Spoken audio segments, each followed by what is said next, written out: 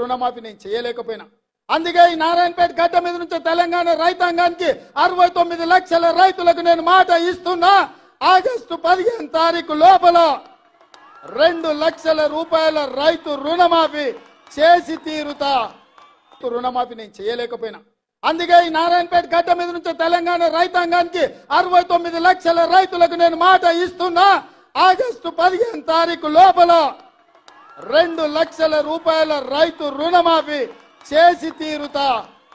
రుణమాఫీ నేను చేయలేకపోయినా. అందుకే ఈ నారాయణపేట గడ్డ మీద నుంచి తెలంగాణ రైతాంగానికి 69 లక్షల రైతులకు నేను మాట ఇస్తున్నా.